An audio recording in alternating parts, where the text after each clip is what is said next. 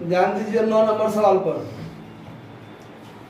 तो 9 नंबर सवाल क्या कहता है कि जैसे 7 नंबर सवाल है ना, सेम टू सेम 9 नंबर है और सेम टू सेम 11 नंबर है, तीनों सेम सवाल है। जैसे 7 बना था वैसे ही 9 भी बनेगा। ध्यान दीजिए, किसी समांतर श्रेणी का अंतिम पद 40 है और योग 952 है और सार्व अंतर -2 है। मतलब 3 आइटम आपके पास है, यानी एक आइटम है Tn, एक आइटम है Sn और एक आइटम है D। तो अंतिम पद है आपका 40, अंतिम पद 40, Sn 952 और D का मान क्या है -2। और आपको पूछ रहा है कि पदों की संख्या नहीं, हाँ, पदों की संख्या ज्ञात करें और प्रथम पद, यानी पूछ रहा है आपको कि A बराबर क्या होगा और N बराबर क्या होगा। ये 2 चीज आपको पूछ रहा है, ठीक है। अब ध्यान दीजिए, सॉल्यूशन जो इसका होगा, सबसे पहले Tn बराबर A plus n-1 into D होता है। तो Tn बराबर क्या भर दीजिए 40।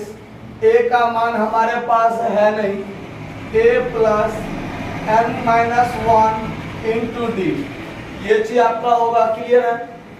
अब यहाँ से D का मान दिया हुआ है तो -2 यहाँ भर दीजिए, ठीक है। अब 40 बराबर A माइनस में हो जाएगा 2n और प्लस में हो जाएगा 2।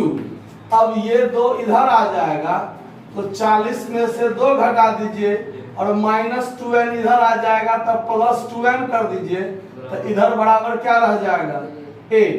यानी ये हो गया आपका 38 प्लस 2n बराबर A। आया बात समझ में। ये आपका समीकरण क्या हो गया 1। कहीं कोई कष्ट इस बात को समझने में। अब Sn बराबर जब आप निकालिएगा तो Sn बराबर होता है n/2 into A plus L, मतलब Tn। ये जो Tn है ये आपका L भी है, क्योंकि L और Tn दोनों सेम होता है, ठीक है।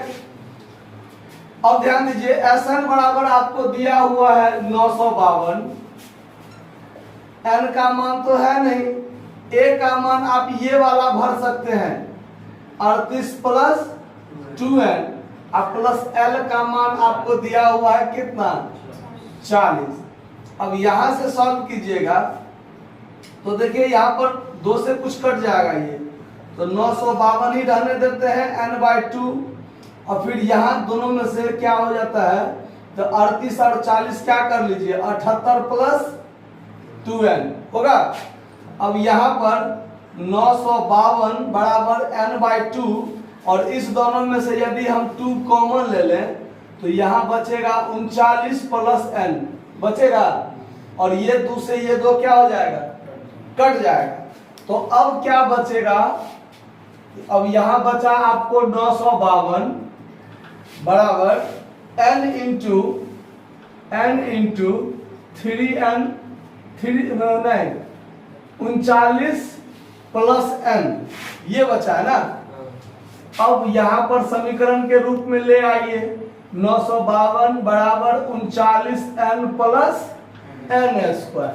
अब देखिए ये दोनों को इधर ही रहने देते हैं और इस सोलहनी को इधर लेके चल जाएंगे तो इधर बचेगा 0, इधर बचेगा 39n प्लस n²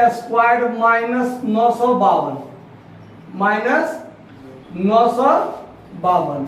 अब इस पूरे को इधर ले आइए, पूरे को इधर ले जाइए तो चिन्ह बदलने की जरूरत नहीं है। अगर ये पूरा का पूरा इधर आ जाए और ये पूरा का पूरा इधर चला जाए तो फिर चिन्ह बदलने की जरूरत नहीं है। 1-2 आइटम इधर उधर होता है तो चिन्ह बदलता है। अगर पूरा का पूरा इधर और पूरा का पूरा इधर चला जाएगा तो चिन्ह बदलने की जरूरत नहीं है। तो ये n² प्लस में ही रह जाएगा, प्लस में ही 39n रह जाएगा और माइनस में 952 रह जाएगा और ये 0 बराबर में इधर आ जाएगा। अब रहा इसका गुणनखंड तोड़ने की बात। अब गुणनखंड ये मुजबानी तो नहीं टूटेगा, 952 में कितना तोड़ेंगे कि जोड़ेंगे तो फिर 39n आएगा। तो इसके लिए हम यहाँ पर 952 का गुणनखंड तोड़ते हैं।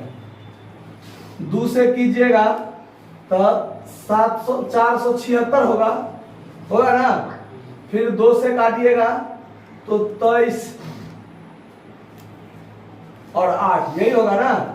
फिर 2 से काटिएगा तो 119 और फिर यहाँ 7 से काटिएगा तो 17 सत्ते 119 होता है कि नहीं होता है। अब आप देखिए 2 दूना 4 दूना 8 सत्ते 56 और यहाँ पर ले लीजिए 17। अब यहाँ पर अगर इसको घटाएं तो हमको 39 भी आता है कि नहीं आता है? तो अब यहाँ पर जो हम गुणनखंड तोड़ेंगे तो n स्क्वायर प्लस में 56n कर दीजिए, माइनस में 17n कर दीजिए और माइनस में 952 कर दीजिए बराबर 0। अब देखिए इस दोनों को गुणा करेंगे तो इस दोनों के गुणनफल के बराबर होगा ना। और जोड़ेंगे तो क्या आएगा, प्लस में 39n आएगा। अब सॉल्व कीजिए, n कॉमन लीजिए तो n प्लस 56 और माइनस 17 कॉमन आएगा तो n प्लस 56 बराबर 0। अब इसको हटा दीजिए। अब क्या होगा, n माइनस 17 एक जगह आ जाएगा और n प्लस 56 एक जगह आ जाएगा। अब लिखेंगे यदि n माइनस 17 बराबर 0 तो n बराबर क्या 17। और फिर यदि लिखेंगे n प्लस 56 बराबर 0 तो n बराबर माइनस 56। तो ये आपका क्या हो जाएगा, अमान्य हो जाएगा, क्योंकि n का मान कभी भी निगेटिव नहीं हो सकता है। इसीलिए आपका n बराबर क्या हो जाएगा 17। ये आपका एक आंसर हो गया। फिर पूछ रहा है कि a का मान क्या होगा, तो अब n का मान लिखिए।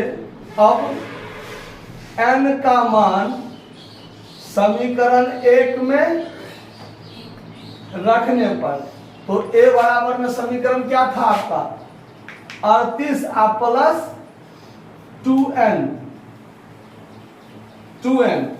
तो यहाँ पर 38 आप प्लस 2 गुने क्या कर दीजिए 17। तो 38 आप प्लस मिला के हो जाएगा 17 दूनी 34, दोनों मिला के कितना हो जाएगा 72। ये आपका एक आंसर हो गया। कहीं दिक्कत है, आंसर मिल गया ना, कहीं दिक्कत है ना, नोट कर लीजिए। धन्यवाद।